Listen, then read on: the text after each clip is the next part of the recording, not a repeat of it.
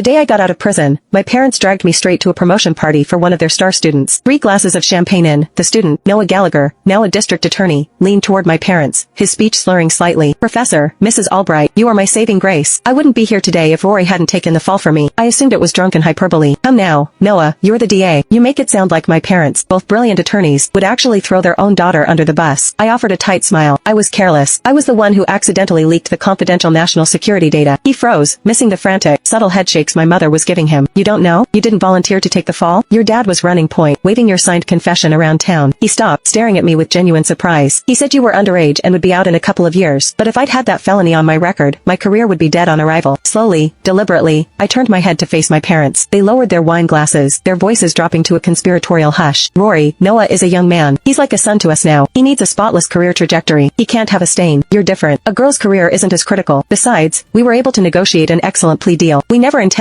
for you to truly suffer. Never intended for me to truly suffer. 5 years of beatings, the electric shock therapy, the solitary confinement. Every spoonful of rancid slop I'd swallowed was a biting reminder of how utterly ridiculous that claim was. I laughed, tears streaming down my face. With a sudden surge of strength, I swept my arm across the table, sending the towering champagne flute pyramid crashing down. So, having high-powered attorney parents means I deserve to be locked away? The sound of glass shattering was deafening. Well, today, I'm an orphan. Glass shards scattered, one slicing my forearm. Blood mingled with expensive wine, dripping steadily onto the pristine white carpet. I didn't flinch. I just stared at my parents. How could the people who came to visit me every week, rain or shine, be the architects of my destruction? They didn't even look at me. My father, Victor Albright, turned to the stunned guests, plastering on his professional, reassuring smile. Please forgive the scene, everyone. Our daughter, she's just been released. She's experiencing a severe psychological break. My mother, Elaine, nodded in practiced synchronization, her eyes immediately welling up with tears. It's been a traumatic 5 years for her. We haven't managed her PTSD well. It's entirely our fault. The guests instantly switched from shock to sympathy. A few older family friends came over, patting my shoulder. Rory, sweetie, don't make a scene. Your parents love you. They only have one daughter. They would never harm you. Exactly. Your mother and father made an immense, selfless contribution to the field. They channeled their devotion to you into academic excellence, publishing her case study in the Journal of Criminology. You should be proud of them. The blood drained from my head, the weekly, mandatory visits, the careful, probing questions about my emotional state, my interactions, the disciplinary measures. They weren't acts of care. They were data collection. I wasn't just a scapegoat. I was their lab rat. The final, frayed wire in my brain snapped. I stumbled back, catching the edge of a small side table and flipping it completely. How could you? How could you do this to me? The scream ripped through my throat. I was blind with fury, oblivious to my father's hand as it swung high in the air. Snap! The sharp crack of his palm against my cheek echoed the falling table. A stinging cut immediately bloomed where his wedding ring had scraped my skin. I slowly turned, looking at him. He was staring at me, his lips moving, the words more damning than any sentence. Have you made enough of a spectacle? Stop embarrassing us. You're having a breakdown. Get home and take your medication. Drained of all strength, I was yanked out of the ballroom, through the service entrance, and shoved into the back of their waiting car. The moment we were inside the house,